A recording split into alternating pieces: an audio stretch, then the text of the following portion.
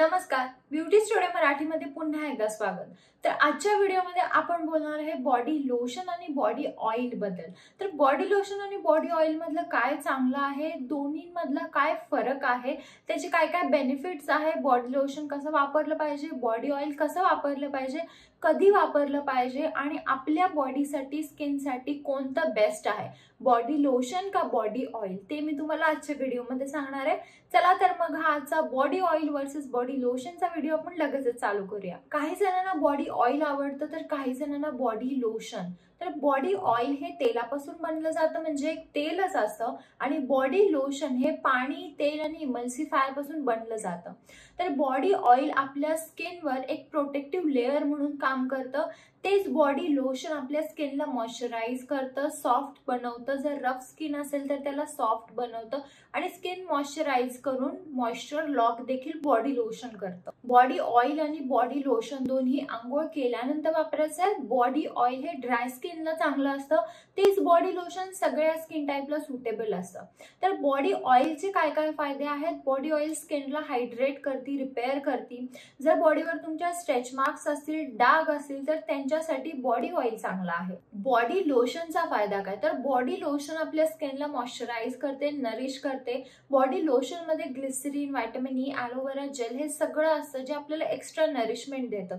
आणि body lotion मध्ये आजकाल सनस्क्रीन पण असतं, त्यामुळे आपल्याला डबल प्रोटेक्शन, म्हणजे मॉइश्चराइज पण करणार आणि स्किनला प्रोटेक्ट पण करणार। तर बॉडी ऑइल आणि बॉडी लोशन हे दोन्ही आपल्याला आंघोळ केल्यानंतर वापरायचं असतं। एकतर तुम्ही बॉडी ऑइल वापरा, नंतर बॉडी लोशन। तर ह्या दोन्हीमधलं कोणतं बेस्ट आहे आणि आता तुम्हाला कोणतं वापरलं पाहिजे? बॉडी ऑइल आपण फक्त थोड्याशा थंडीच्या सीझन मध्ये वापरू शकतो, जेव्हा आपली बॉडी थोडीशी ड्राय होते। नाही, इतर वेळेला बॉडी ऑइलची काही गरज नाही, कारण बॉडी ऑइल थोडंसं चिकट राहतं।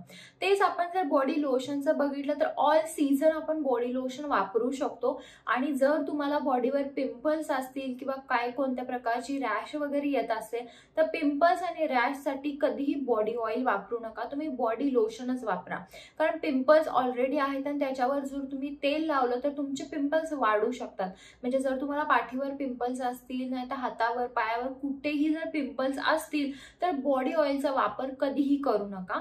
आणि जर तुमची ड्राय बॉडी टाइप असेल तर तुम्ही थंडीमध्ये वापरू शकता, नाही तर तुम्हाला जर एक्स्ट्रा नरिशमेंट हवी असेल तर तुम्ही बॉडी लोशन मध्ये 1-2 थेंब बॉडी ऑइलचं जरी टाकलं आणि ते जरी लावलं तरी पुरेसं आहे।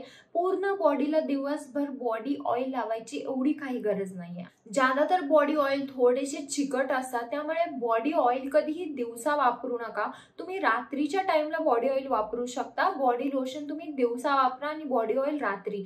पण बॉडीचं ऑइल म्हणजे तेल तुम्हाला आठवड्यातून फक्त 3-4 वेळाच वापरायचं आहे, त्याच्यापेक्षा जास्त तुम्हाला बॉडी ऑइल वापरायचं नाहीये। कारण खूप जास्त जर तुम्ही बॉडी ऑइल वापरलं तर आपले पोर्स क्लॉग्ड होतील आणि आपल्याला परत पिंपल्स येतील। त्यामुळे जर ड्राय स्किन टाइप असेल, बॉडीची स्किन खूप ड्राय होत असेल तरच तुम्ही बॉडी ऑइल कडे जा, म्हणजे बॉडी ऑइल कधीतरी वापरू शकता, नाहीतर बॉडी ऑइल अजिबात लावू नका। तुम्ही आठवड्यातून एकदा खोबरेलचं तेलाने वगैरे मसाज करू शकता आणि नंतर परत आंघोळ करू शकता, पण तेल तुम्ही तसंच लावून ठेवू नका, नाही क्लॉग्ड पोर्स होऊन तुम्हाला परत पिंपल्स येऊ शकतात।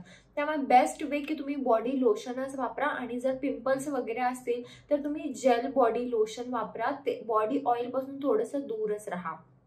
तर हा होता आजचा माझा video, body oil versus body lotion. तर बॉडी लोशनच बेस्ट आहे ज्यांची खूप जास्त ड्राय स्किन आहे, ज्यांना वाटतं की आपल्याला आता बॉडी ऑइल शिवाय काय पर्याय नाहीये, ऑप्शन नाहीये, तर तुम्ही बॉडी ऑइल वापरू शकता। पण आठवड्यातून 3 ते 4 वेळापेक्षा जास्त तुम्हाला बॉडी ऑइल वापरायचं नाहीये।